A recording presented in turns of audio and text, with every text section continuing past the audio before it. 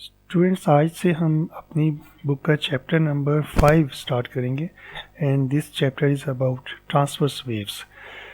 Okay, what is a progressive wave? तो इसकी example हम रोप वेव इन अ रोप से दे सकते हैं। तो अगर हम किसी भी रोप का लूज एंड को अप एंड डाउन मूव करें तो उसमें एक वेव प्रोपेगेट करेगी। ठीक है, वेव के कुछ पार्ट्स को हम क्रेस्ट कहते हैं और कुछ पार्ट्स को हम ट्रफ कहते हैं। ठीक है, ऐसे तमाम पॉइंट्स जहाँ पे वेव का पॉजिटिव एम्पलीट्यूड होगा, ठीक है, तो उसको उन तमाम पॉइंट्स को हम क्रेस्ट कहेंगे। और ऐसे वो ऐसे तमाम पॉइंट्स जहाँ पे वेव का एम्पलीट्यूड नेगेटिव होगा, तो उन तमाम पॉइंट्स को हम ट्रफ कहेंगे। अच्छा, और वेव्स को हम दो तरह से क्लासीफाई कर सकते हैं, ट्रांसवर्स वेव्स में और लॉन्गिट्यूडनल वेव्स में। So in uh transverse waves the particles of the medium oscillate perpendicular to the propagation of the wave. यानी जिस डायरेक्शन में वेव प्रोपगेट कर रही है, particles of the medium oscillate perpendicular to that direction. ठीक है, तो इस किस्म की वेव्स को हम ट्रांसवर्स वेव्स कहते हैं। ठीक है, इसकी एग्जांपल हम दे सकते हैं कि जैसा कि एक रोप के अंदर वेव्स जनरेट होती हैं, तो इसमें क्या है कि पार्टिकल्स अपनी ही पोजीशन पे ओसिलेट करते हैं, जबकि ये अपने फेस को नेक्स्ट पार्टिकल में ट्रांसफ़र करते हैं। और इस ट्रांसफ़र ऑफ फेस से हमें एक वेव मोशन हमें नज़र आती है। तो रोप के अंदर जो वेव्स होती हैं, ये एक एग्जांपल है ट्रांसवर्स वेव्स की। इसी तरह से longitudinal waves when the oscillations are parallel to the direction of the wave propagation. So अगर particles of the medium oscillate करें in the direction of the propagation of the wave, ठीक है, जिस direction में वेव प्रोपगेट कर रही उसी direction में पार्टिकल्स ऑफ द मीडियम भी ओसिलेट करें, तो इस किस्म की वेव्स को हम लॉन्गिट्यूडिनल वेव्स कहेंगे। और इनकी एग्जांपल जो है वो साउंड वेव्स है। एक गैस के अंदर सिर्फ और सिर्फ लॉन्गिट्यूडिनल वेव्स ही सस्टेन कर सकती हैं। ठीक है, और जबकि एक सॉलिड के अंदर ट्रांसवर्स और लॉन्गिट्यूडिनल दोनों तरह की वेव्स ट्रैवल कर सकती हैं। ठीक है, मैं इस पॉइंट को दोबारा से रिपीट करता हूँ कि एक गैस के अंदर सिर्फ और सिर्फ लॉन्गिट्यूडिनल वेव्स ही सस्टेन कर सकेंगी, जबकि एक सॉलिड के अंदर ट्रांसवर्स वेव्स और लॉन्गिट्यूडिनल वेव्स दोनों तरह की वेव्स ट्रैवल कर सकती हैं।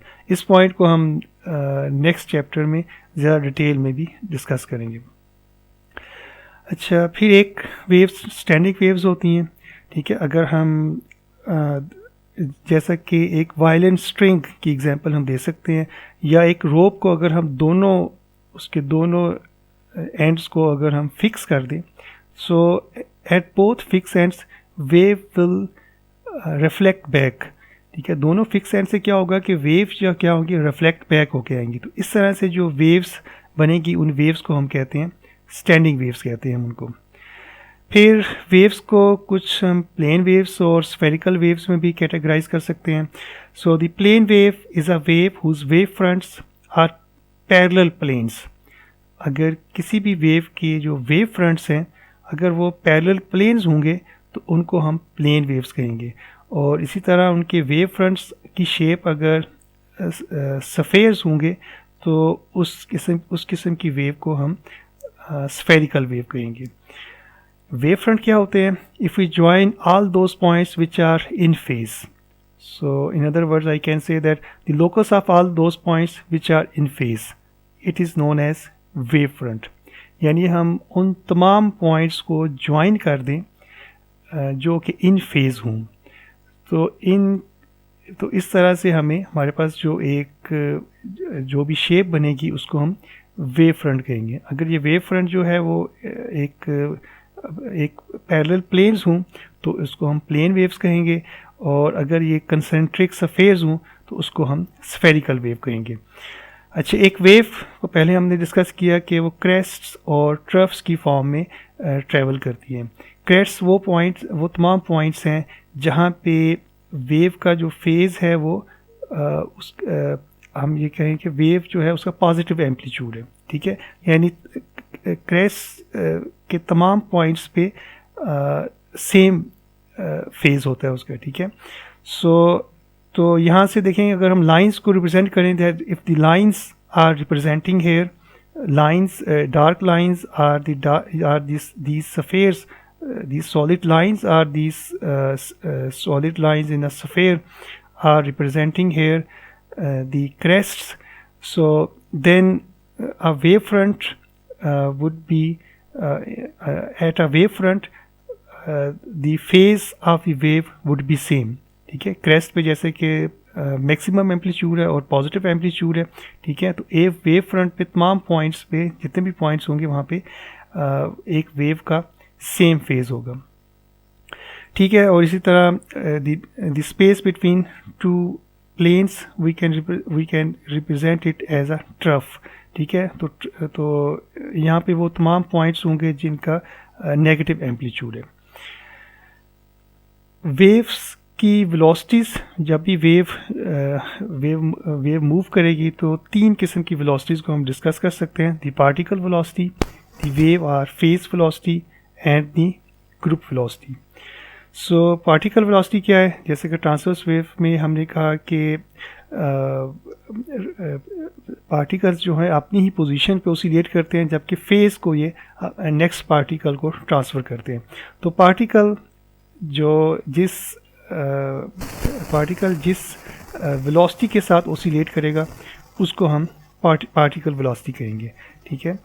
और so the particle velocity which is a simple harmonic velocity of the oscillator about it's mean position, ठीक है। पार्टिकल्स अपनी ही फिक्स पोजीशन पे ओसिलेट करेंगे और जिस स्पीड से ओसिलेट करेंगे उसको हम पार्टिकल वेलोसिटी कहेंगे, ठीक है। इसी तरह पार्टिकल्स जो है जिस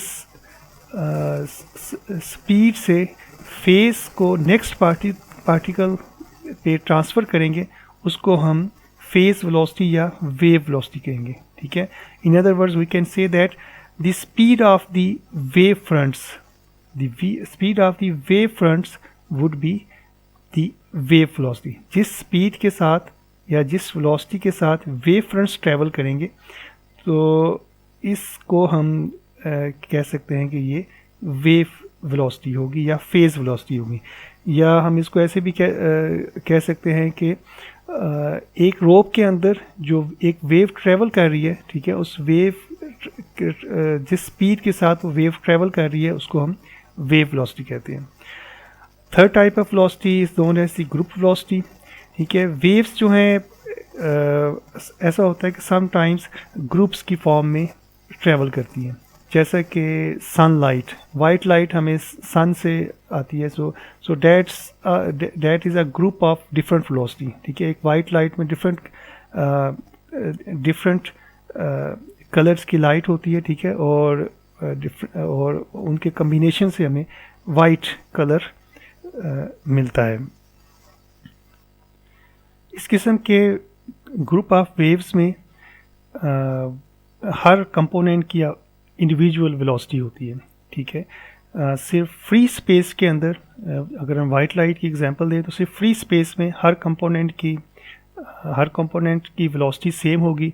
लेकिन अगर किसी भी मटेरियल में अगर ये ट्रैवल करेंगे जैसे एयर में या तो उसमें हर कंपोनेंट जो है अपनी डिफरेंट वेलोसिटी के साथ ट्रैवल करेगा, ठीक है, और इसी वजह से उसमें डिस्पर्शन होती है, ठीक है।